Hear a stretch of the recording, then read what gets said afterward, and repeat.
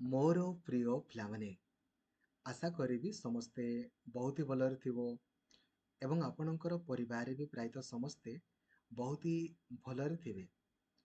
ଏହା ଏକ planning video ଆପଣଙ୍କ ପାଇଁ ଅଟେ, ଖାସ କରିକି ସେଇ ପିଲାଙ୍କ ପାଇଁ ଯେଉଁମାନେ ଆମର ବିଏଡ୍, ବିଏଚ୍ଡି, ଏମ୍ଏଡ୍ ପରୀକ୍ଷା ଆଗାମୀ 2025ରେ ଦେବା ପାଇଁ ଯାଉଛନ୍ତି। ଠିକ୍ ଅଛି, ଏଇ ଭିଡ଼ିଓଟିକୁ ଆପଣ ଖାଲି ଥରେ ଦେଖିଦେବେ। ଯେମିତି ମୁଁ ଆପଣଙ୍କୁ କହୁଛି ଖାଲି ସେମିତିକା ୱେରେ ପଢ଼ନ୍ତୁ। ଗ୍ୟାରେଣ୍ଟି ମୁଁ ଆପଣଙ୍କୁ ଦେଉଛି, ଆପଣ ସୁନିଶ୍ଚିତ କ୍ୱାଲିଫାଇ କରିବେ। ସିଟି ପରୀକ୍ଷା 2025 ପାଇଁ ଏହା ପ୍ଲାନିଂ ଭିଡ଼ିଓ ନୁହେଁ। ସିଟି ପରୀକ୍ଷା ଯେହେତୁ ବର୍ତ୍ତମାନ ଆପଣଙ୍କର ଏପ୍ଲାଇ ସରିଛି, ତାଙ୍କର ପରୀକ୍ଷା ହେଇନି। ସିଟି ପରୀକ୍ଷା 2024ରେ ଯଦି ଆପଣ କ୍ୱାଲିଫାଇ ସୁନିଶ୍ଚିତ କରିବା ପାଇଁ ଚାହୁଁଛନ୍ତି, ତାର ପ୍ଲାନିଂ ଭିଡ଼ିଓ ଅଲରେଡ଼ି ଅପଲୋଡ଼ ଅଛି, ଦେଖିଦିଅନ୍ତୁ। ଯେମିତି ମୁଁ ଆପଣଙ୍କୁ କହିଛି ସେମିତିକା ୱେରେ ପଢ଼ନ୍ତୁ। ବାଇ ଡିଫଲ୍ଟ ଆପଣ କ୍ୱାଲିଫାଇ କରିବେ। ବିନମ୍ର ଅନୁରୋଧ ଆପଣଙ୍କୁ ରହିବ, ଲାଇକ୍ ଆଉ ସେୟାର କରିକି ସବୁ ସାଙ୍ଗମାନଙ୍କୁ ବି ଜଣାଇଦେବେ। କାହିଁକିନା ଯଦି ଆପଣମାନେ 2025ରେ ସୁନିଶ୍ଚିତ କ୍ୱାଲିଫାଇ କରିବା ପାଇଁ ଆପଣ ଚାହୁଁଛନ୍ତି, ଦେନ୍ ଏବେଠାରୁ ପଢ଼ିବା ପାଇଁ ଆପଣଙ୍କୁ ପଡ଼ିବ। ଅଧିକ ନାହିଁ, ଯେମିତି ମୁଁ କହୁଛି ସେମିତିକା ୱେରେ ପଢ଼ନ୍ତୁ, ସୁନିଶ୍ଚିତ ଆପଣ କ୍ୱାଲିଫାଇ କରିଯିବେ। ଆଉ ଚ୍ୟାନେଲକୁ ନୂଆ ଅଛନ୍ତି, ଦେନ୍ ଏବେ ହିଁ ଚ୍ୟାନେଲକୁ ସବସ୍କ୍ରାଇବ୍ କରିକି ଅଲ୍ ନୋଟିଫିକେସନକୁ ବି ଆପଣ ଅନ୍ କରିଦେବେ। ଯେମିତିକି ଆପଣ ଜାଣିଥିବେ, ବିଏଡ୍, ବିଏଚ୍ଡି, ଏମ୍ଏଡ୍ର ବର୍ତ୍ତମାନ ଫାର୍ଷ୍ଟ ସିଲେକ୍ସନ୍ ଆପଣଙ୍କର 2024ର ପରୀକ୍ଷା ଆପଣଙ୍କର ଏବେ ହିଁ ସରିଛି। ଫାର୍ଷ୍ଟ ସିଲେକ୍ସନ୍ ଆପଣଙ୍କର ଅଲରେଡ଼ି ଆସିଯାଇଛି। ଆଜି ଆପଣଙ୍କର ଲାଷ୍ଟ ଡେଟ୍ ଅଛି ଆଡ଼ମିସନର। ଏପର୍ଯ୍ୟନ୍ତ 1800ରୁ ଅଧିକ ପିଲା ଆମର ଅଲରେଡ଼ି କ୍ୱାଲିଫାଇ କରିଛନ୍ତି ଏପର୍ଯ୍ୟନ୍ତ। ପୁଣି ସେକେଣ୍ଡ ସିଲେକ୍ସନ୍ ବାକି ଅଛି, ଥାର୍ଡ଼ ସିଲେକ୍ସନ୍, ଫୋର୍ଥ ସିଲେକ୍ସନ୍ ଏମିତି ଆପଣଙ୍କର ବାକି ଅଛି। ଆଉ ଯଦି ଆପଣଙ୍କର ମାର୍କ ଏଇ ପାଖାପାଖି ଆପଣଙ୍କର ଅଛି, ଆପଣମାନଙ୍କର କଟ୍ ଅଫ୍ ମାର୍କ ଆପଣଙ୍କୁ ଜଣାଅଛି, ଏଇଟା ବିଏଡ୍ ଆର୍ଟ୍ସର କଟ୍ ଅଫ୍ ମାର୍କ ଆପଣଙ୍କୁ ଯାଇଛି। ଯଦି ଆପଣଙ୍କର ମାର୍କ ଏଇ ପାଖାପାଖି ଅଛି, ଆପଣମାନେ ପାଇଯିବେ। ବହୁତ କମ୍ ପିଲା ଆପଣଙ୍କର ଆଡ଼ମିସନ୍ କରିଛନ୍ତି, ଆପଣମାନେ ବି ପାଇଯିବେ। ଏଇଟା ବିଏଡ୍ ସାଇନ୍ସର ଆପଣଙ୍କର କଟ୍ ଅଫ୍ ମାର୍କ ଅଟେ। ଯଦି ଏଇ ପାଖାପାଖି ଆପଣମାନେ ଅଛନ୍ତି, ଦେନ୍ ଆପଣମାନଙ୍କର ସିଲେକ୍ସନ୍ ଏଇ ବର୍ଷ ହିଁ ଆପଣଙ୍କର ହେଇଯିବ। ଠିକ୍ ଅଛି, ତ ଏହି ଭିଡ଼ିଓରେ ମୁଁ ଆପଣଙ୍କୁ ବହୁତ ସୁନ୍ଦର ଭାବରେ ବୁଝେଇବି ଯେ କ'ଣ ପଢ଼ିବେ, କ'ଣ ପଢ଼ିବେନି, କେମିତି ବହୁତ ଇଜିଲି ଆପଣ କ୍ୱାଲିଫାଇ କରିପାରିବେ, ତା ସମ୍ପର୍କରେ ମୁଁ ଆପଣଙ୍କୁ କହିବି। କେବଳ ବିନମ୍ର ଅନୁରୋଧ ଆପଣଙ୍କୁ ରହିବ, ମୁଁ ଯେମିତିକା ୱେରେ ପଢ଼ିବା ପାଇଁ କହୁଛି ନା, କାଇଣ୍ଡଲି ସେମିତିକା ୱେରେ ପଢ଼ନ୍ତୁ। ଗ୍ୟାରେଣ୍ଟି ମୁଁ ଆପଣଙ୍କୁ ଦେଉଛି, ଆପଣ ସୁନିଶ୍ଚିତ କ୍ୱାଲିଫାଇ କରିବେ। କିନ୍ତୁ ପଢ଼ିବା ପାଇଁ ପଡ଼ିବ। ଯଦି ଆପଣ କ୍ଲାସ୍ ହିଁ ନ କରିବେ କେମିତି ହେବ, ରାଇଟ୍? ଦେଖନ୍ତୁ ହେଲା, ତ ଏବେ ହିଁ ଆପଣମାନେ ଗୋଟେ କାମ କରନ୍ତୁ, ପ୍ଲେ ଷ୍ଟୋରକୁ ଆପଣଙ୍କର ଯାଆନ୍ତୁ। ପ୍ଲେ ଷ୍ଟୋରକୁ ଗଲା ପରେ ଲକ୍ଷ୍ମୀଧର ସାର୍ ଅଫିସିଆଲ୍ ଆପ୍ଲିକେସନକୁ ଆପଣ ଇନଷ୍ଟଲ୍ କରିଦେବେ। ଠିକ୍ ଅଛି, ଏଇ ଆପ୍ଲିକେସନରେ ଆପଣ ଦେଖିବେ ଆପଣଙ୍କୁ ବେଚ୍ ଶୋ କରିବ, city, BEd, BHD, MEd 2025 batch ଆପଣଙ୍କୁ ଶୋ କରିବ। ଠିକ୍ ଅଛି, ଆପଣ ଏଇ କୋର୍ସରେ ଆପଣଙ୍କର ଏନରୋଲମେଣ୍ଟ କରିଦେବେ। ଏଇ କୋର୍ସରେ ଆପଣ ଏନରୋଲମେଣ୍ଟ ଆପଣଙ୍କର କରିଦେବେ। କୋର୍ସ ଫି ଆପଣଙ୍କର 399 ଟଙ୍କା ଆପଣଙ୍କର ରହିବ।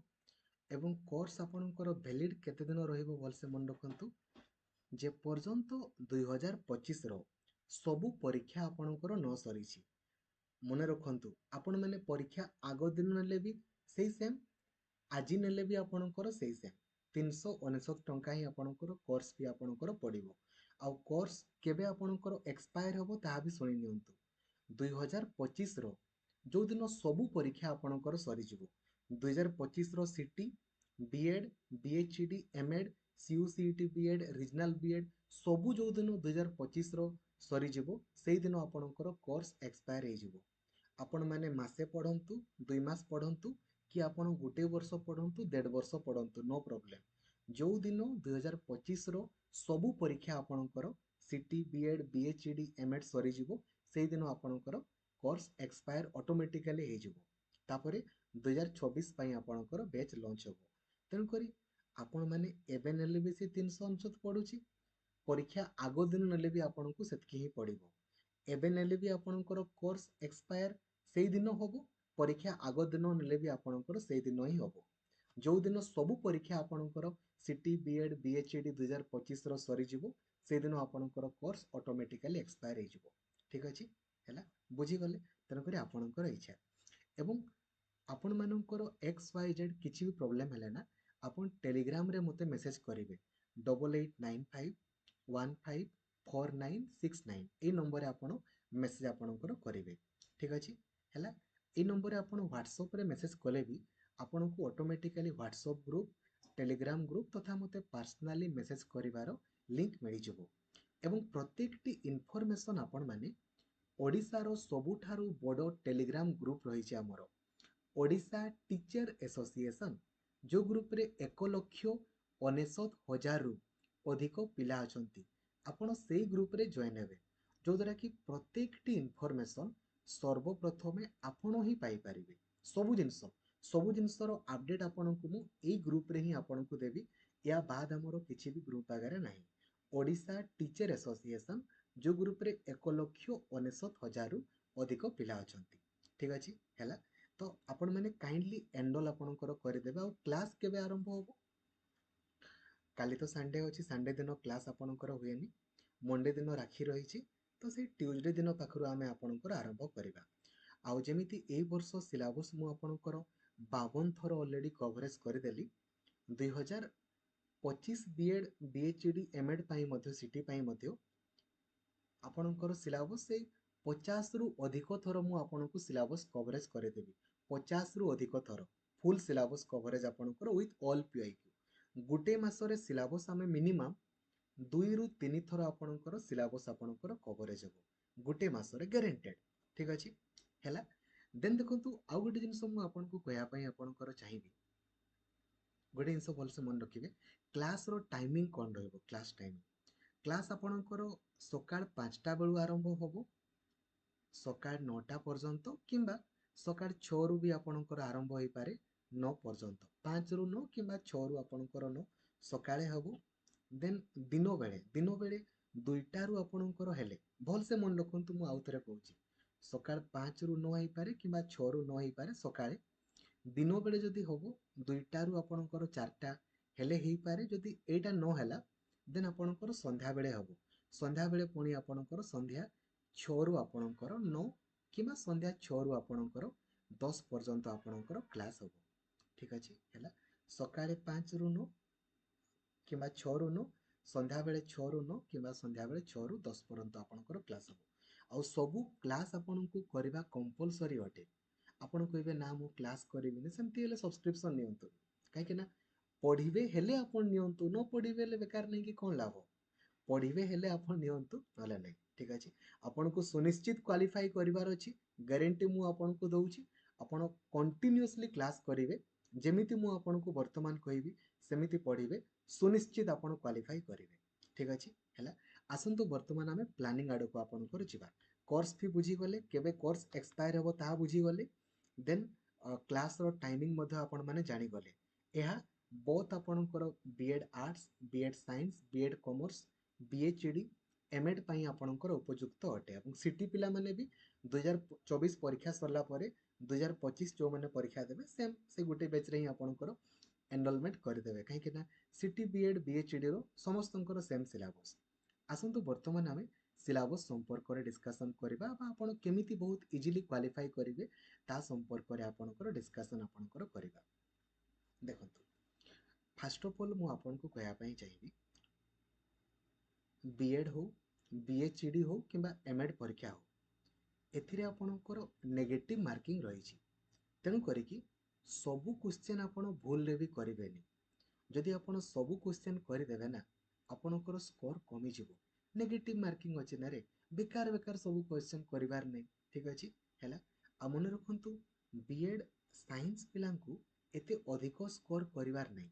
ଆପଣମାନେ କଟ୍ ଅଫ୍ ମାର୍କ ଦେଖୁଥିବେ, ମ୍ୟାକ୍ସିମମ୍ ବିଏଡ୍ ସାଇନ୍ସ ପିଲାଙ୍କର 50, ମ୍ୟାକ୍ସିମମ୍ କହୁଛି। ଆପଣମାନେ କଟ୍ ଅଫ୍ ମାର୍କ ଦେଖିପାରୁଛନ୍ତି, ଏଇଟା ଲାଷ୍ଟ 9 ବର୍ଷର ମୁଁ ଆପଣଙ୍କର ଆନାଲିସିସ୍ରୁ ଆପଣଙ୍କୁ କହୁଛି, ମ୍ୟାକ୍ସିମମ୍ କଥା, ସେତିକି ତାଠୁ ଅଧିକ ନାହିଁ। ଆପଣମାନେ କଟ୍ ଅଫ୍ ଦେଖିପାରୁଛନ୍ତି, ଏଇଟା ବିଏଡ୍ ସାଇନ୍ସ, କିନ୍ତୁ ବିଏଡ୍ ଆର୍ଟ୍ସରେ ଟିକେ ଅଧିକ ରଖିବା ପାଇଁ ପଡ଼ିବ, କାହିଁକିନା ବିଏଡ୍ ଆର୍ଟ୍ସ ବହୁତ ଇଜି, ବିଏଡ୍ ସାଇନ୍ସ ବି ବହୁତ ଇଜି, କିନ୍ତୁ ଅଧିକ ତାଙ୍କର କଟ୍ ଅଫ୍ ଯାଇନି। ବିଏଡ୍ ଆର୍ଟ୍ସ ପିଲାଙ୍କର ଟିକେ ଅଧିକ ସିଟ୍ ଆପଣ ଜାଣିଛନ୍ତି। ସିଟ୍ ଆପଣଙ୍କର ବିଏଡ୍ରେ 2400 ଅଛି, ଏମ୍ଏଡ୍ରେ 300, ଆଉ ବିଏଚ୍ଡିରେ ଆପଣଙ୍କର 50ଟି ଆପଣଙ୍କର ରହିଛି ସିଟ୍। ଆପଣଙ୍କର କହୁଛି 2 ବର୍ଷିକିଆ ଆପଣଙ୍କର କୋର୍ସ ଅଟେ। ଆଗାମୀ ଦିନରେ 4 ବର୍ଷିକିଆ ମଧ୍ୟ ଆପଣଙ୍କର କୋର୍ସ ଆସିବ। ବର୍ତ୍ତମାନ ବି ଅଛି, ଆଗାମୀ ଦିନରେ ଆହୁରି ସିଟ୍ ଆପଣଙ୍କର ବଢ଼ିପାରେ। ଠିକ୍ ଅଛି ହେଲା। ତ माने टार्गेट नहीं कि जिवे बीएड आर्ट्स पिला माने धरा जो मैक्सिमम 60 आपन को रखिबार अछि बीएड साइंस पिला को मैक्सिमम 50 मार्क आपन को रखिबार अछि आ बीएचडी पिलांकर से 55 रु 60 रखिदेले हैला मैक्सिमम ताटू कम आपनकर जीवो मैक्सिमम कथा कहूची सेतकी रखिदेले आपनकर क्वालिफाई आपन इजीली हो जिवे तो विनम्र अनुरोध मु आपनको करिवि जे आपन दयापूर्वक सबु क्वेश्चन करिवेनी नेगेटिव मार्किंग अछि आपनकर स्कोर कमी जीवो नले बेकार बेकार आपन क्वालिफाई रु वंचित हेबे गुटे गुटे पॉइंट पई भी आपनकर बड़ असुविधा हैला एबे देखंतु ए जो पार्ट ए नै कि एटा बीएड आर्ट्स पिलांकर बीएड साइंस पिलांकर समस्तंकर समान बीएड कॉमर्स आ बीएड आर्ट्स पिलांकर समान ठीक अछि आ गोटे जिंस जदि आपनकर +3 रे मिनिमम +3 रे आपनकर मिनिमम 45% आपनकर नाही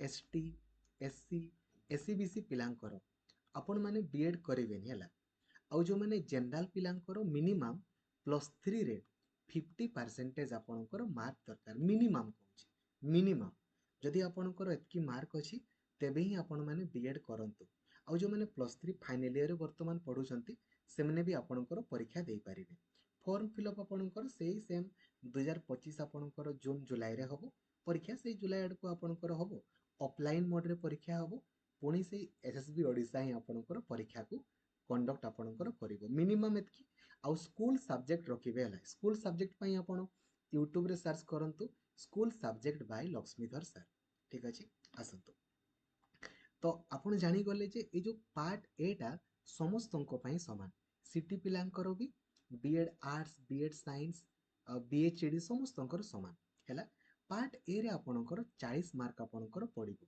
40 मार्क पड़िबो एवं बहुत इजी देखंतु हला आपण माने सबुठारु नंबर 1 देखंतु कोन करिवेनी केमिति करिवे भलसे बुझंतु नंबर 1 आपणकर इंग्रजी पड़िबो ए जो इंग्रजी रे ना आपण केवल कोन करिवे 10टा क्वेश्चन पड़िबो 10 मार्क गोटे ठीक कले 1 मार्क आपनको मिलिबो आ गोटे भूल कले 0.25 मार्क आपणकर कटि जिवो तो आपण कोन करिवे ना केवल पैसेज आपणकर करिवे आपण कोन करिवे केवल पैसेज करिवे पैसेज रे आपणकर 5टा क्वेश्चन पड़िबो 5 मार्क आउ किछि भी आपणकर करबा दरकार नै जदि आपनको वोकाबुलारी आसिला जेमति एई वर्ष बहुत इजी क्वेश्चन पड़िछि जदि आपनको वोकाबुलारी आसिला देन करंतु नहले किछि करिवार आवश्यकता ही नाही किछि नीड नाही आपण खाली 5टा क्वेश्चन करंतु ना इजीली पैसेज देखु देखु करी हबरे खाली से लाइन टाकू आपण देखि देबे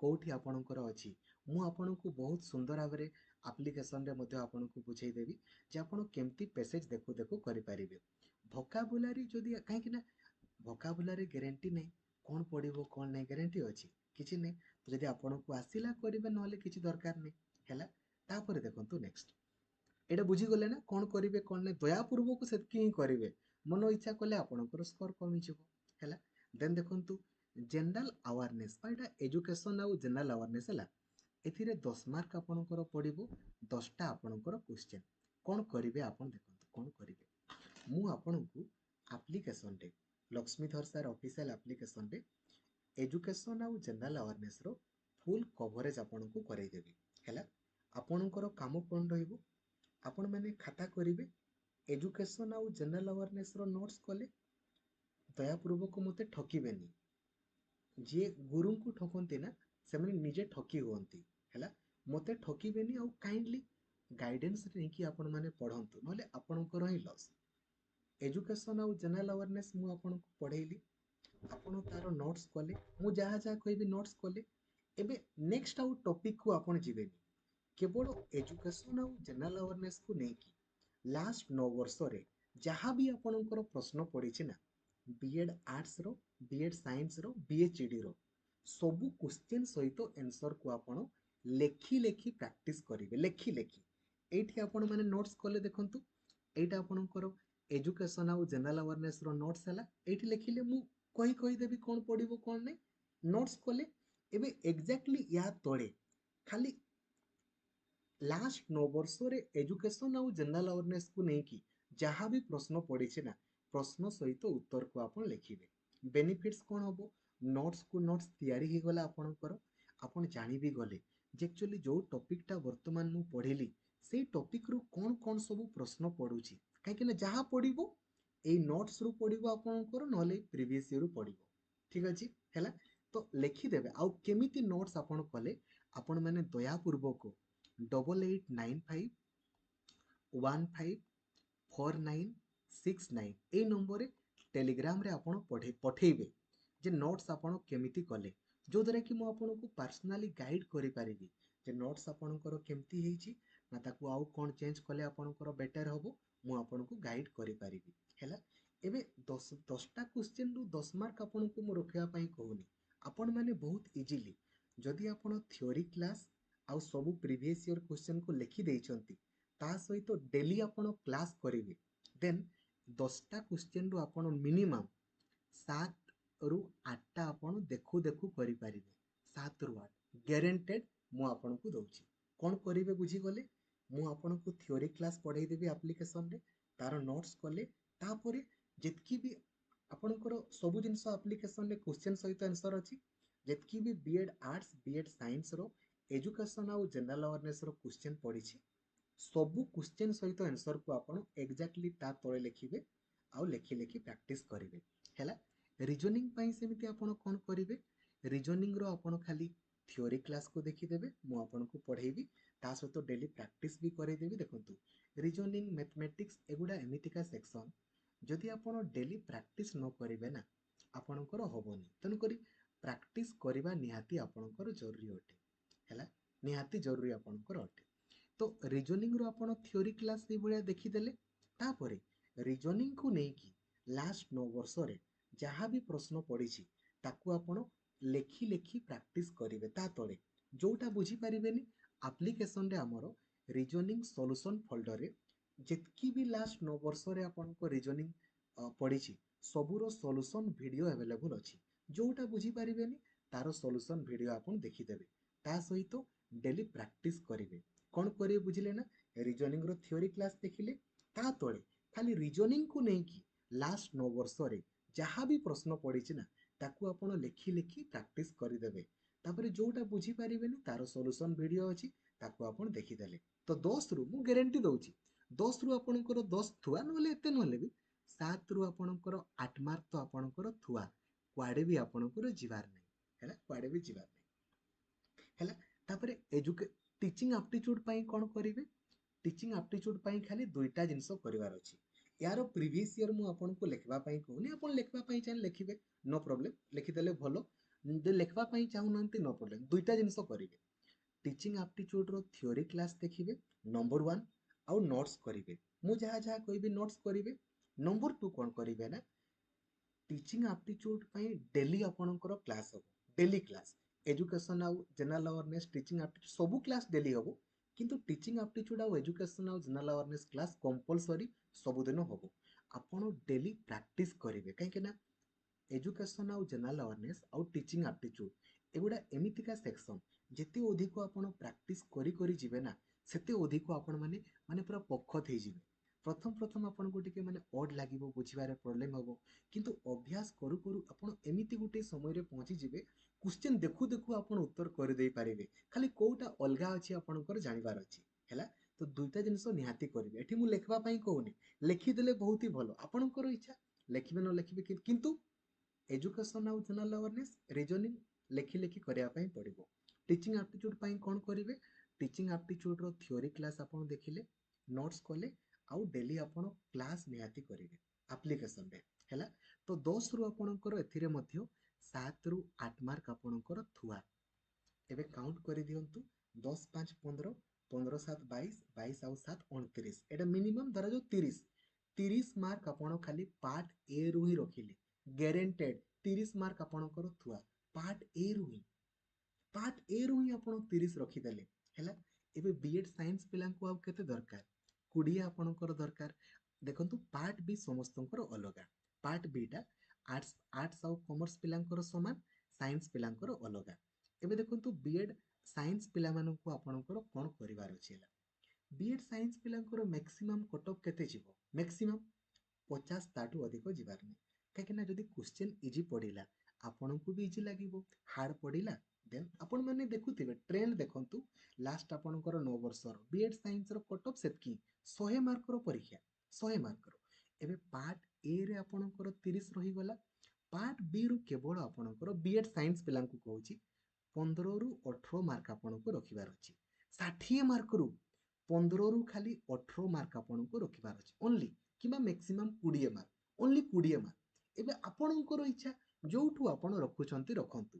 ମୋ ମତରେ ସାଇନ୍ସ ଏଇ ଯୋଉ ମ୍ୟାଥମେଟିକ୍ସ ଆପଣଙ୍କ ପାଇଁ ଇଜି ହବ ଯଦି ଆପଣ ଖାଲି ମ୍ୟାଥମେଟିକ୍ସର ଥିଓରି କ୍ଲାସ୍ ଆଉ ସବୁ ପିଆଇକ୍ୟୁ ଆପଣ କରିଦେବେ ନା, ସବୁ ଆପ୍ଲିକେସନରେ physical science, biological science, mathematics ସବୁ କ୍ଲାସ୍ ଆପଣଙ୍କର ହୁଏ, ସବୁଦିନ ହଉଥିବ। କିନ୍ତୁ ଆପଣଙ୍କୁ ଖାଲି 20 ମାର୍କ ରଖିବାର ଅଛି, 20 ମାର୍କ ପାର୍ଟ ବି ରୁ ହେଲା। ଏବେ ଯୋଉଠୁ ଆପଣ ରଖୁଛନ୍ତି ରଖନ୍ତୁ, ନୋ ପ୍ରୋବ୍ଲେମ୍। ବଟ୍ ଇଜି ହବ ମ୍ୟାଥରୁ ଆପଣଙ୍କୁ ରଖିବା ପାଇଁ। ମ୍ୟାଥରୁ 20ରୁ ଆପଣ ମାନେ ଇଜିଲି 12ରୁ 14 ମାର୍କ ଆପଣ ରଖିଦେଇ ପାରିବେ ମ୍ୟାଥରୁ, ଯଦି ଖାଲି ମ୍ୟାଥର ଥିଓରି କ୍ଲାସ୍ ଆଉ ପିଆଇକ୍ୟୁ ଆପଣ କରିଦେଲେ ହେଲା। ନହେଲେ ବି ଆପଣଙ୍କୁ ଖାଲି 20 ମାର୍କ ଆପଣଙ୍କର ଦରକାର, ବହୁତ ଇଜିଲି ରହିଯିବ। ଏତିକି ରଖିଦେଲେ ଆପଣଙ୍କର ବିଏଡ୍ ସାଇନ୍ସ କ୍ୱାଲିଫାଏ ହେଇଯିବ। କିନ୍ତୁ ପାର୍ଟ ଏ ରୁ ଯଦି ଆପଣଙ୍କର ମାର୍କ କମିଯିବ ନା, ଆଉ ମାର୍କ ମେକଅପ୍ ହବ ନାହିଁ। ତେଣୁକରି ଦୟାପୂର୍ବକ ଖାଲି ଦୁଇଟା ଜିନିଷ କରିବେ, ସବୁର ଥିଓରି କ୍ଲାସ୍ ୱିଥ୍ ପିଆଇକ୍ୟୁ କରିଦେଲେ ହେଇଯିବ। ନହେଲେ ଆପଣଙ୍କର ଯୋଉଟା ବେଷ୍ଟ ଲାଗିବ, ବିଏଡ୍ ସାଇନ୍ସ ପିଲା କଥା କହୁଛି, ଖାଲି 20 ମାର୍କ ଆପଣଙ୍କୁ ରଖିବାର ଅଛି, ଆପଣମାନେ କ୍ୱାଲିଫାଏ ହେଇଯିବେ ହେଲା। ବୁଝିପାରିଲେ? ବିଏଡ୍ ସାଇନ୍ସ ଆପଣ କେମିତି କ୍ୱାଲିଫାଇ କରିବେ ବୁଝିଗଲେ। ଦୟାପୂର୍ବକ ଧ୍ୟାନ ଦେବେ, ନେଗେଟିଭ ମାର୍କିଂ ଅଛି ସବୁ କରିବେନି। ପାର୍ଟ ଏ ରୁ 30 ମାର୍କ ଥୁଆ, ପାର୍ଟ ବି ରୁ ଖାଲି 20 ଦରକାର ବିଏଡ୍ ସାଇନ୍ସ ପିଲାଙ୍କୁ ହେଲା। ଏବେ ବିଏଚ୍ ଆପଣଙ୍କର ବିଏଡ୍ ଆର୍ଟ୍ସ ଆଉ କମର୍ସ ପିଲାଙ୍କର ଆପଣଙ୍କୁ ଦେଖନ୍ତୁ, ବିଏଡ୍ ଆର୍ଟ୍ସ ଆଉ କମର୍ସ ପିଲାଙ୍କର ଆମର ଆପଣଙ୍କର ପାର୍ଟ ବି ରେ 60 ମାର୍କ ଆପଣଙ୍କର ପଡ଼ିବ, 60 ମାର୍କ ହେଲା। ଏବେ ଦେଖନ୍ତୁ ଆପଣଙ୍କର ଇଂରାଜୀ ଆପଣଙ୍କର ପୁଣି ପଡ଼ିବ 15 ମାର୍କ, ଓଡ଼ିଆ ପଡ଼ିବ 10 ମାର୍କ, ହିଷ୍ଟ୍ରି ଆଉ ପଲିଟି ପଡ଼ିବ 20 ମାର୍କ ହେଲା। ଏବେ ଆଗ ଦେଖନ୍ତୁ ଇଂରାଜୀରେ କ'ଣ କରିବେ। ପାର୍ଟ ଏ ରେ 30 ଆପଣଙ୍କର ରହିଗଲା, ପାର୍ଟ ବି ରେ କ'ଣ କରିବେ ଦେଖନ୍ତୁ। କ'ଣ କରିବେ ଦୟାପୂର୍ବକ ତାହା ହିଁ କରିବେ, ଅଧିକ କଲେ ଅସୁବିଧା। ବହୁତ ଇଜି, ଏ ବର୍ଷ ତ ବହୁତ ଇଜି କ୍ୱେଶ୍ଚନ୍ ପଡ଼ିଛି। ଆପଣଙ୍କର ପେସେଜ ପଡ଼ିବ 5ଟା କ୍ୱେଶ୍ଚନ୍। ପେସେଜକୁ ଦେଖୁ ଦେଖୁ କରିହେବରେ କେବଳ ଆଉ କେବଳ ଆପଣ ପେସେଜ କରିବେ, 5 ମାର୍କ ଆପଣଙ୍କ ରହିଯିବ। ଏବେ ସ୍ପେଲିଂ ଟେଷ୍ଟ କାହିଁକି, ଯଦି ଆପଣଙ୍କୁ ଆସିଲା କରିବେ, ନହେଲେ ନାହିଁ। କାହିଁକି ନା ସ୍ପେଲିଂ, ସବୁ ୱାର୍ଡର ସ୍ପେଲିଂ ଆପଣଙ୍କୁ ଆସୁଥିବ ବୋଲି କ'ଣ କିଛି ମାନେ ଅଛି ନାହିଁ। ଏବେ କେବଳ ଆପଣ active voice, passive voice, direct speech, indirect speech, types of sentences ବି ଆପଣ କରିଦେଇ ପାରିବେ, ପାର୍ଟସ୍ ଅଫ୍ ସ୍ପିଚ୍ ବି କରିହେବ। ବଟ୍ ମୁଁ ସବୁ କରିବା ପାଇଁ କହୁନି, ଆପଣ ଖାଲି active voice, passive voice, direct speech, indirect speech ଖାଲି ଏଇ ଦୁଇଟା କରନ୍ତୁ। ଏପଟେ 5 ଏପଟେ 2, 7 ମାର୍କ ଆପଣଙ୍କର ଥୁଆ। 15ରୁ ଖାଲି 7ଟା କ୍ୱେଶ୍ଚନ୍ କରନ୍ତୁ, ଆଉ ବେକାର ବେକାର ଅଧିକ କରିବେନି, ବେକାର ଆପଣଙ୍କର ସ୍କୋର କମିଯିବ ହେଲା। ବୁଝିଗଲେ? କ'ଣ କରିବେ ଇଂରାଜୀ ପାଇଁ ଖାଲି ଇଂଲିଶ ଗ୍ରାମାର ଖାଲି ଥିଓରି କ୍ଲାସ୍ ଦେଖିବେ, ଆଉ କିଛି ଲେଖିବା ପାଇଁ ମୁଁ କହୁନି। ଯୋଉଟା ଲେଖିବା ପାଇଁ କହୁଛି ତାକୁ ଭଲସେ ବୁଝିବେ। ଇଂରାଜୀରେ ମୁଁ ଆପଣଙ୍କୁ ଲେଖିବା ପାଇଁ କହିନି, ଖାଲି ଇଂରାଜୀ ଗ୍ରାମାର ଥିଓରି କ୍ଲାସ୍ ଦେଖିଦେବେ, ଆପଣଙ୍କର ହେଇଗଲା। କାହିଁକି ନା ଇଂରାଜୀରେ ମୁଁ ଆପଣଙ୍କୁ କେବଳ ପେସେଜ କରିବା ପାଇଁ କହିଲି ପାର୍ଟ ଏ ରେ ବି, ପାର୍ଟ ବି ରେ ଆପଣଙ୍କର ଆର୍ଟ୍ସ ପିଲାଙ୍କର ପୁଣି ପେସେଜ ପଡ଼ିବ, କମର୍ସ ପିଲାଙ୍କର। ଆଉ active voice, passive voice, direct speech, indirect speech, ଆଉ ପାର୍ଟସ୍ ଅଫ୍ ସ୍ପିଚ୍ ଯଦି ଆସିଲା କରିବେ, ନହେଲେ ନାହିଁ। 7 ମାର୍କ ଆପଣ ରଖନ୍ତୁ। ଏବେ ଓଡ଼ିଆ ଗ୍ରାମାରରେ ଆପଣଙ୍କର ପୁରା ବୋବାଲ। ଓଡ଼ିଆ ଗ୍ରାମାରରେ ତ, ଓଡ଼ିଆ ଗ୍ରାମାରରେ ଦେଖନ୍ତୁ କ'ଣ କହିଲେ, 10ଟା କ୍ୱେଶ୍ଚନ୍ ପଡ଼ିବ, ସେ ଭିତରୁ ପେସେଜ ଆପଣଙ୍କର 3 ମାର୍କର ପଡ଼ିବ। ଓଡ଼ିଆରେ ପେସେଜ ତ ଆପଣ କରିଦେଇ ପାରିବେ ନା, ଖାଲି ସେ ଲାଇନଟାକୁ ଦେଖିଦେବେ, ସେ ଲାଇନଟା କୋଉଠି ଅଛି କରିହବ। ତାପରେ ଖାଲି ଦୁଇଟା କାମ କରିବେ, ଆଉ କ'ଣ, ଓଡ଼ିଆରେ ପେସେଜ ପାଇଁ ତ କିଛି ଥିଓରି ପଢ଼ିବାର ନାହିଁ।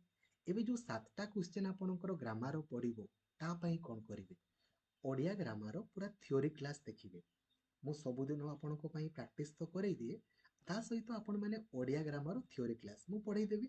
ଓଡ଼ିଆ ଗ୍ରାମାର ଥିଓରି କ୍ଲାସ୍ କଲେ, ନୋଟ୍ସ କଲେ, ତା ତଳେ କ'ଣ କରିବେ ନା, ଖାଲି ଓଡ଼ିଆ ଗ୍ରାମାରକୁ ନେଇକି ଲାଷ୍ଟ 9 ବର୍ଷରେ ଯାହା ବି କ୍ୱେଶ୍ଚନ୍ସ ଆପଣଙ୍କର ପଡ଼ିଛି, ତାକୁ ଆପଣ ଲେଖି ଲେଖି ପ୍ରାକ୍ଟିସ୍ କରିଦେବେ, ଲେଖି ଲେଖି।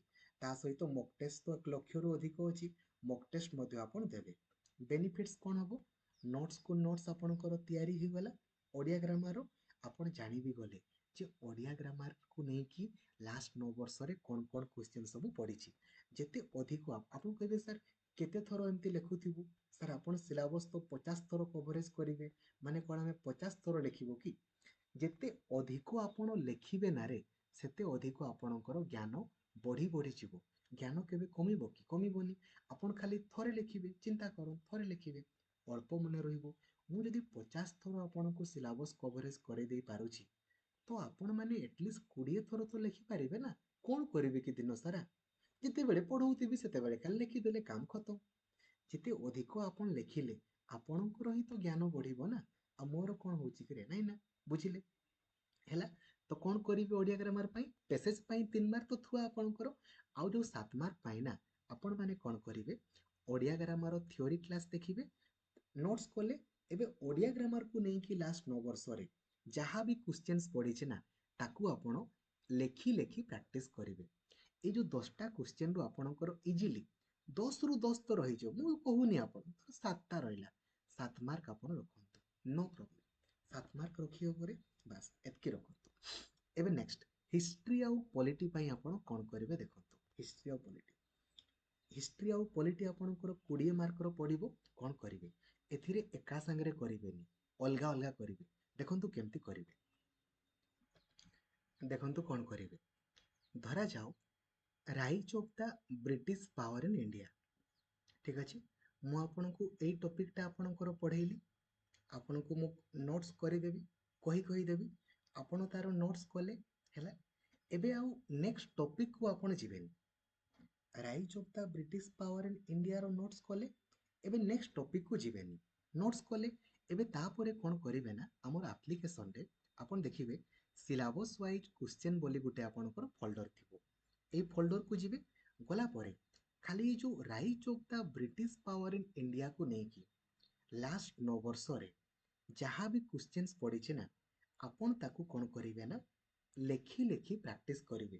ମୁଁ ବି ଡିସ୍କସନ୍ କରିଦେବି, ତାର ଥିଓରି ପଢ଼େଇଲି, ତାର ନୋଟ୍ସ ଆପଣଙ୍କୁ କହିଦେଲି, ପରୀକ୍ଷାରେ କ'ଣ ପଚାରିବ ତାହା ବି କହିଦେଲି, ତା ସହିତ ସବୁ ପ୍ରିଭିୟସ୍ ଇୟର ବି ଡିସ୍କସନ୍ କରେଇଦେଲି।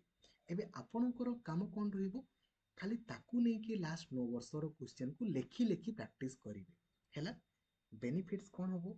ନୋଟ୍ସକୁ ନୋଟ୍ସ ତିଆରି ହେଇଗଲା, ଆପଣ ଜାଣି ବି ଗଲେ ଯେ ଆକ୍ଚୁଆଲି ସାର୍ ଯେଉଁ ଟପିକଟାକୁ ପଢ଼ଉଛନ୍ତି, ଯାହା ପଢ଼ଉଛନ୍ତି ସେଇଠୁ ହିଁ ପ୍ରଶ୍ନ ପଡ଼ୁଛି ତ।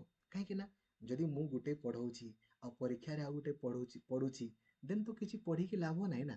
ତ ଆପଣ ଚେକ୍ କରିବା ନିହାତି ଦରକାର। କ'ଣ କରିବେ ବୁଝିଲେ? Rise of the British power in ଇଣ୍ଡିଆର ନୋଟ୍ସ କଲେ, ଏବେ ତା ତଳେ ଖାଲି ତାକୁ ନେଇକି ଲାଷ୍ଟ 9 ବର୍ଷରେ ଯାହା କ୍ୱେଶ୍ଚେନ୍ ପଡ଼ିଛି ତାକୁ ଲେଖି ଲେଖି ପ୍ରାକ୍ଟିସ କରିବେ, ଆଉ ମୋତେ ପଠେଇବେ କ'ଣ କରୁଛନ୍ତି କ'ଣ ନାହିଁ, ସବୁ ଜିନିଷ ମୋତେ ଯେମିତି ଜଣାଉଥିବେ କ'ଣ କରୁଛି କ'ଣ ନାହିଁ, ଯୋଉଦ୍ୱାରା କି ମୁଁ ଆପଣଙ୍କୁ ଗାଇଡ଼ କରିପାରିବି। ଆଉ ଯଦି ଆପଣଙ୍କର ଗାଇଡେନ୍ସ ଦରକାର ନାହିଁ ଦେନ୍ ତ ମୁଁ ଆଉ କିଛି କରିପାରିବିନି। କାହିଁକି ନା କାହାରି ନା କାହାରିକୁ ତ ଜୀବନରେ ଆପଣଙ୍କୁ ଗୁରୁ ଆକାରରେ ମାନିବା ପାଇଁ ପଡ଼ିବ। କାହାରି ନା କାହାରିକୁ ତ ଆପଣଙ୍କୁ ଜିନିଷ ଗୁଡ଼ା ସେୟାର କରିବା ପାଇଁ ପଡ଼ିବ। ନହେଲେ ଆପଣଙ୍କୁ କିଏ ଗାଇଡ଼ କରିବ? ଯଦି ମୁଁ ଆପଣଙ୍କୁ ଗାଇଡ଼ କରିଦେବି କହୁଛି, ଆପଣ ଯଦି ଲେଖି ଲେଖି ନ ପଠେଇବେ, ମୁଁ କ'ଣ ଆପଣଙ୍କୁ ପିଟିବି ନା କ'ଣ କରିବି? କିଛି କରିପାରିବି? ଆପଣଙ୍କର ଇଚ୍ଛା। ଦେଖନ୍ତୁ, ଧରାଯାଉ ସୋସିଓ ରିଲିଜିୟସ୍ ମୁଭମେଣ୍ଟ, ଏଇଟା ଆମର ପ୍ରିୟାଂଶୀ ବୋଲି ଗୋଟେ ଛୁଆ, ସେ ଆପଣଙ୍କର ଅଲରେଡ଼ି ଚାକିରି ପାଇଯାଇଛନ୍ତି। ସେ ଦେଖନ୍ତୁ କେମିତି ନୋଟ୍ସ କରିଛନ୍ତି। ମୁଁ ନୋଟ୍ସ ଆପଣଙ୍କୁ ମୁଁ କହିଲି, ଏମିତି ନୋଟ୍ସ ମୁଁ ଯାହା କହିବି ସେ ଛୁଆଟା ତାହା ଦେଖନ୍ତୁ ତାହା ଆପଣଙ୍କୁ ଲେଖିଛନ୍ତି। ଏମିତି ନୋଟ୍ସ କଲେ, ଯାହା ଯାହା କହିଲି ମୁଁ ଲେଖି ଲେଖି ଗଲେ। ଏବେ ନୋଟ୍ସ କଲେ ଏମିତି ସୁନ୍ଦର ଭାବରେ ମୁଁ ଯାହା କହିବି ଲେଖିବେ, ଲେଖି ଲେଖି ଗଲେ। ଏବେ ତାପରେ ଆପଣମାନେ କ'ଣ କରିବେ ନା, ଏକ୍ଜାକ୍ଟଲି ଦେଖନ୍ତୁ ତା ତଳେ ଖାଲି ୟାକୁ ନେଇକି ଲାଷ୍ଟ 9 ବର୍ଷରେ ଯାହା ବି ପ୍ରଶ୍ନ ପଡ଼ିଛି ତାକୁ ଦେଖନ୍ତୁ ଏମିତି ଲେଖି ଲେଖି ପ୍ରାକ୍ଟିସ ହେଲା। ବୁଝିଗଲେ? ଆଉ ଯେତେବେଳେ କରୁଥିବେ ନା, ଗୋଟେ ପ୍ରଶ୍ନ ଖାଲି କରିବେନି, ଆପଣ ଚିନ୍ତା କରିବେ ବାକି ଅପସନ୍ ଗୁଡ଼ା ବି ଆଉ କ'ଣ କ'ଣ ହେଇପାରେ, କ'ଣ କ'ଣ ହେଇପାରେ, ସାଇଡ଼ରେ ଆପଣ ଲେଖିଦେବେ। ଯେତେ ଅଧିକ ଆପଣ ଲେଖିବେ ସେତେ ଅଧିକ ଆପଣଙ୍କର ଜ୍ଞାନ ବଢ଼ି ବଢ଼ି ଆପଣଙ୍କର ଯିବ। ହିଷ୍ଟ୍ରି ଏକା ସାଙ୍ଗରେ କରିବେନି, ଗୋଟେ ଗୋଟେ ଆପଣଙ୍କର କରିବେ। ତାପରେ ପଲିଟି କିନ୍ତୁ ଏକା ସାଙ୍ଗରେ କରିବେ। ପଲିଟିର ମୁଁ ଆପଣଙ୍କୁ ଥିଓରି କ୍ଲାସ୍ କରିଦେଲି, ଏବେ ଖାଲି ପଲିଟିର ନୋଟ୍ସ କଲେ। ଏବେ ପଲିଟିକୁ ନେଇକି ଲାଷ୍ଟ 9 ବର୍ଷରେ ଯାହା କ୍ୱେଶ୍ଚେନ୍ ପଡ଼ିଛି ତାକୁ ଆପଣ ତା ତଳେ ଲେଖି ଲେଖି ପ୍ରାକ୍ଟିସ କରିଦେବେ। ପଲିଟି ହେଇଗଲା। ମନେ ରଖନ୍ତୁ ସବୁଠାରୁ ଷ୍ଟ୍ରଙ୍ଗ ପଏଣ୍ଟ ହେଉଛି ଆମର ହିଷ୍ଟ୍ରି ପଲିଟି। ହିଷ୍ଟ୍ରି ଆଉ ପଲିଟି ଏଥିରେ 20ରୁ ଆପଣଙ୍କର 20 ରହିଯିବ। ଧରାଯାଉ 20ରୁ 20 ନ ରହିଲା, ଆପଣଙ୍କୁ ଧରାଯାଉ ମୁଁ କହିଲି 16 ରୁ ଆପଣଙ୍କର 16 ମାର୍କ ଧରାଯାଉଥିଲା 16 ମାର୍କ ହେଲା 16 ମାର୍କ। ପାର୍ଟ ଏ ରେ ଆପଣଙ୍କର 30 ମାର୍କ ଅଲରେଡି ଅଛି ହେଲା। ହିଷ୍ଟ୍ରି ପଲିଟିରେ ମୁଁ ଆପଣଙ୍କୁ 16 କହିଲି, ଇଂରାଜୀରେ କେବଳ 7 କହିଛି, ଓଡ଼ିଆରେ କେବଳ 7 ଆପଣଙ୍କର କହିଛି ହେଲା। କାଉଣ୍ଟ କରିଦିଅନ୍ତୁ ଆପଣଙ୍କର କେତେ ମାର୍କ ରହୁଛି। 7 7 14, 14 ଆଉ 6 ଆପଣଙ୍କର 20, ଦେନ୍ 3 2 5 1 6, 60 ମାର୍କ ଆପଣଙ୍କର ହେଇଯାଉଛି। ଏତିକି ରଖିଦିଅନ୍ତୁ, ଆପଣଙ୍କର ବିଏଡ୍ କ୍ୱାଲିଫାଇ ଥୁଆ ମାନେ ପୁରା ବୋବାଲ ହବ। ଏହାଠାରୁ ବହୁତ ଅଧିକ ରଖିପାରିବେ, ବଟ୍ ମୁଁ ଆପଣଙ୍କୁ ଏତିକି ମିନିମାମ୍ କହୁଛି। ବିଏଡ୍ ଆର୍ଟ୍ସରେ ରଖିବା ପାଇଁ ପଡ଼ିବ, ନହେଲେ ବହୁତ କମ୍ପିଟିସନ୍। ବିଏଡ୍ ଆର୍ଟ୍ସ ଆଉ କମର୍ସର ପିଲା, ସାଇନ୍ସ ପିଲାଙ୍କର ତାଙ୍କର ତ ବହୁତ ହି କମ୍ କଟ୍ ଅଫ୍ ମାର୍କ ଯିବ। ଏବେ ପୁଣି ଆପଣଙ୍କର ଜିଓଗ୍ରାଫି ଆଉ ଇକୋନୋମିକ୍ସର 15ଟା କ୍ୱେଶ୍ଚନ୍ ଅଛି। ଏହା ପାଇଁ କ'ଣ କରିବେ ଦେଖନ୍ତୁ, ଏଥିରେ ମାର୍କ ଆସିବ ବୋଲି କିଛି ଗ୍ୟାରେଣ୍ଟି ନାହିଁ। ଆପଣ କହିବେ ସାର୍ କାହିଁକି? କାହିଁକି ନା କ୍ୱେଶ୍ଚନ୍ କୌଣସି ବି ଜାଗାରୁ ପଚାରିପାରେ, କିଛି ବି ପଚାରିବ, ଭାଇ କିଛି ଭରସା ନାହିଁ ହେଲା। ତ ମୁଁ ଆପଣଙ୍କୁ ଏଥିରେ କିଛି ମାର୍କ ରଖିବା ପାଇଁ କହୁନି, କିଛି ରଖିବା ପାଇଁ ଦେଖନ୍ତୁ କହିଲି, କିନ୍ତୁ ଆପଣ ଯଦି ଖାଲି ଦୁଇଟା କାମ କରିବେ। ନମ୍ବର ୱାନ୍ କ'ଣ, ଏଥିରେ ଯାହା ବି ପ୍ରଶ୍ନ ପଚାରେ ପ୍ରାୟତଃ ଏନସିଇଆରଟିରୁ ପଚାରେ। ମୁଁ ଆପଣଙ୍କୁ ଏନସିଇଆରଟି 6 7 8 9 10 ପୁରା ଫୁଲ୍ କଭରେଜ କରିଦେବି, ଲାଇନ୍ ବାଇ ଲାଇନ୍ ବାରମ୍ବାର କଭରେଜ କରିଦେଉଥିବି। ଯାହା ଯଦି କ୍ୱେଶ୍ଚନ୍ ପଡ଼ିଲା ସେଇଠୁ ଆପଣମାନେ କରିବେ, ମିନିମମ୍ 3 4ଟା ତ ଆପଣ କରିଦେଇ ପାରିବେ। ଏଥିରେ କିନ୍ତୁ ଭରସା ନାହିଁ ହେଲା, ଗ୍ୟାରେଣ୍ଟି ନାହିଁ ପଡ଼ିବ ବୋଲି ଗ୍ୟାରେଣ୍ଟି ନାହିଁ, କାହିଁକିନା କିଛି ବି ପଡ଼ିପାରେ। ଯେମିତି ଆମେ ହିଷ୍ଟ୍ରି ପଲିଟିରେ କହିଦେବା ଏଇଥିରୁ ହିଁ ପଡ଼ିବ, ଏଥିରେ କିଛି ଗ୍ୟାରେଣ୍ଟି ନାହିଁ। ଠିକ୍ ଅଛି, ତ ଯଦି ଆସିଲା ଭଲ, ନହେଲେ କିଛି ଦରକାର ନାହିଁ ମାର୍କ ଆମର। କିନ୍ତୁ ଆମେ ଏନସିଇଆରଟି କରିବା। ଆପଣମାନେ ଖାଲି କହିବେ ସାର୍ ମୁଁ ଖାଲି ଏଇ ପଏଣ୍ଟ ଗୁଡ଼ା ପଢ଼ି ଦେଇକି ଯିବି, ଛୁଇଁ ବି ପାରିବେନି କ୍ୱେଶ୍ଚନ୍, ଆପଣ ଛୁଇଁ ବି ପାରିବେନି। ଏଇ ଜିଓଗ୍ରାଫି ଆଉ ଇକୋନୋମିକ୍ସ କହୁଛି। ତେଣୁକରି ଏନସିଇଆରଟି 6ରୁ 10 ଆମେ ଲାଇନ୍ ବାଇ ଲାଇନ୍ ପଢ଼ିଦେବା। ଯଦି ସେଇ ଭିତରୁ ଆସିଲା ୱେଲ୍ ଆଣ୍ଡ ଗୁଡ୍, ଯଦି ନ ଆସିଲା କିଛି ଦରକାର ନାହିଁ, ଆମର ଏତିକିରେ ହିଁ କ୍ୱାଲିଫାଇ ଅଲରେଡ଼ି ଆମେ କରିଦେଇଛେ, କରିଦେବା। ଠିକ୍ ଅଛି ହେଲା। ଏଥିରେ ଦେଖନ୍ତୁ କେବଳ ନୋଟ୍ସ କରିବେ, ନୋଟ୍ସ। ମୁଁ ଆପଣଙ୍କୁ କିଛି previous year question geography economics ଲେଖିବା ପାଇଁ କହିଲି କି? ଲେଖିବା ପାଇଁ କହିନି। ଆପଣ ଲେଖିବା ପାଇଁ ଚାହୁଁଛନ୍ତି ଲେଖନ୍ତୁ, ନୋ ପ୍ରୋବ୍ଲେମ୍, ବଟ୍ ମୁଁ ଲେଖିବା ପାଇଁ ଆପଣଙ୍କୁ କହିନି ହେଲା, ବୁଝିଗଲେ? ଠିକ୍ ଅଛି, କିନ୍ତୁ ଏନସିଇଆରଟି 6ରୁ 10 ଆପଣ ଯେମିତି ଲେଖିବେ ନିହାତି ହେଲା। ଏତିକି ରଖିଲେ ଆପଣଙ୍କର ବିଏଡ୍ ଆର୍ଟ୍ସ ଆଉ ବିଏଡ୍ ସାଇନ୍ସ ଆପଣଙ୍କର କ୍ୱାଲିଫାଇ। ଏବେ ଆସନ୍ତୁ ବିଏଚଡି ଆଡ଼କୁ ଯିବା। ବିଏଚଡି ପିଲାଙ୍କର ପାର୍ଟ ଏ ସମାନ 30 ମାର୍କ ଆପଣଙ୍କର ରହିଲା। ପାର୍ଟ ବି ରେ ପୁଣି ଆପଣଙ୍କର 20 ମାର୍କ ଆପଣଙ୍କର ପଡ଼ିବ, 20 ମାର୍କ ଓଡ଼ିଆ ପଡ଼ିବ। ଏବେ ଏଇ ଯେଉଁ ଓଡ଼ିଆରେ 5ଟା କ୍ୱେଶ୍ଚନ୍ ଆପଣଙ୍କର ପ୍ୟାସେଜରୁ ପଡ଼ିବ ଆଉ 15ଟା ଗ୍ରାମାର। ଆପଣ କ'ଣ କରିବେ ବିଏଚଡି ପିଲାମାନେ, ଆପଣଙ୍କର ଖାଲି ଓଡ଼ିଆ ଗ୍ରାମାର ଥିଓରି କ୍ଲାସ୍ ଦେଖିବେ, ସମସ୍ତଙ୍କର ସମାନ। ଆର୍ଟ୍ସ ପିଲାଙ୍କର ଯାହା ଆପଣଙ୍କର ତାହା। ଓଡ଼ିଆ ଗ୍ରାମାର ଥିଓରି କ୍ଲାସ୍ ଦେଖିଲେ, ତାପରେ ଖାଲି ବିଏଚଡିକୁ ନେଇକି କିମ୍ବା ବିଏଡ୍ ଆର୍ଟ୍ସ ଆଉ ବିଏଚଡିର ଯେତିକି ବି ଓଡ଼ିଆ ଗ୍ରାମାର କ୍ୱେଶ୍ଚନ୍ ପଡ଼ିଛି ନା, ଖାଲି ତା ତଳେ ତାକୁ ଲେଖି ଲେଖି ପ୍ରାକ୍ଟିସ୍ କରିଦେବେ ହେଲା। ଓଡ଼ିଆ ଗ୍ରାମାର ଥିଓରି କ୍ଲାସ୍, ତାପରେ ଓଡ଼ିଆ ଗ୍ରାମାରକୁ ନେଇକି ଲାଷ୍ଟ 9 ବର୍ଷରେ ଯାହା ବି ପଡ଼ିଛି ତାକୁ ଲେଖି ଲେଖି ପ୍ରାକ୍ଟିସ୍ କରିଦେବେ। ତ ଆପଣଙ୍କର ଏଇ 20ରୁ ମିନିମମ୍ କଥା କହୁଛି 15 ମାର୍କ ତ ଆପଣଙ୍କ ରହିଯିବ। ତ ପାର୍ଟ ଏ ରେ 30, ଏଥିରେ 15, 30 ଆଉ 15 45 ହେଇଗଲା। ହିନ୍ଦୀ ତ ମୋତେ ଆସିବନି, ହିନ୍ଦୀ ମୁଁ ଆପଣଙ୍କୁ ପଢ଼େଇ ପାରିବି ନାହିଁ। ଆପ୍ଲିକେସନରେ ମଧ୍ୟ ହିନ୍ଦୀର କ୍ଲାସ୍ ହେବନି। ତ ଏଇ ହିନ୍ଦୀଟା ଟିକେ ଆପଣଙ୍କୁ ପଢ଼ିବା ପାଇଁ ପଡ଼ିବ। ଆପଣ ହିନ୍ଦୀ ବିଏଡ୍ କରିବା ପାଇଁ ଚାହୁଁଛନ୍ତି, ହିନ୍ଦୀ ଟିକେ ପଢ଼ିବା ପାଇଁ ପଡ଼ିବ ହେଲା। ଏଇ ହିନ୍ଦୀରେ ଯଦି ଆପଣ 40ରୁ ଆପଣ ମିନିମମ୍ 15 ବି ରଖିଦେଲେ, ଆପଣଙ୍କର କ୍ୱାଲିଫାଇ ହେଇଯିବ ଅଲରେଡ଼ି। କାହିଁକିନା ଅଲରେଡ଼ି ମୁଁ 45 ମାର୍କ ଆପଣଙ୍କୁ ରଖେଇ ଦେଉଛି। ଆପଣ ହିନ୍ଦୀ ଟିକେ ପଢ଼ିକି ଆପଣ 40ରୁ କ'ଣ 15ଟା କରିପାରିବେନି? ଟିକେ ପଢ଼ିଦେଲେ ହେଇଗଲା। ତ ଏତିକିରେ ହିଁ ଆପଣଙ୍କର ବିଏଚଡି କ୍ୱାଲିଫାଇ ହେଇଯିବ। ହିନ୍ଦୀ ବାଦ୍ ସବୁ ମୁଁ ଆପଣଙ୍କର ବିଏଚଡି ପିଲାଙ୍କୁ ପଢ଼େଇଦେବି। ଏବେ ଏମଏଡ୍ ପାଇଁ ଦେଖନ୍ତୁ, ଏମଏଡ୍ ପିଲାଙ୍କୁ କିଛି କରିବାର ନାହିଁ। ଏମଏଡ୍ ପିଲାମାନେ ଖାଲି ଦୁଇଟା କାମ ଖାଲି କରିବେ। ନମ୍ବର ୱାନ୍, ପେଡାଗୋଜିର ଖାଲି ଥିଓରି କ୍ଲାସ୍ ଆପଣ ଦେଖିବେ। ନମ୍ବର ଟୁ, ଡେଲି ଆପଣ ଖାଲି ପେଡାଗୋଜି କ୍ଲାସ୍ କରିବେ। ଡେଲି ଖାଲି ଗୋଟିଏ କ୍ଲାସ୍ ଆପଣ କରିବେ, କାହିଁକିନା ତାଙ୍କର 100 ମାର୍କର ଖାଲି ସିଡିପି ବା ଟିଚିଂ ଆପ୍ଟିଟ୍ୟୁଡ୍ ପେଡାଗୋଜି ଖାଲି ପଡ଼ିବ। ଆପଣ ଖାଲି ଦୁଇଟା କାମ, କିଛି ଲେଖିବା ପାଇଁ ମୁଁ କହୁନି ଏମଏଡ୍ ପିଲାଙ୍କୁ। ଖାଲି ଆପଣ ଏମଏଡ୍ର ଖାଲି ପେଡାଗୋଜିର ଖାଲି କ୍ଲାସ୍ ଆପଣ ଥିଓରି କ୍ଲାସ୍ ଦେଖିଦେବେ, theory class. Number two, daily ଆପଣ ଖାଲି ପେଡାଗୋଜି ପ୍ରାକ୍ଟିସ୍ କରିବେ। ବିଲିଭ୍ କରନ୍ତୁ ମୋ ଉପରେ, ଆପଣଙ୍କର ଏମଏଡ୍ ଇଜିଲି କ୍ୱାଲିଫାଇ ହେଇଯିବ।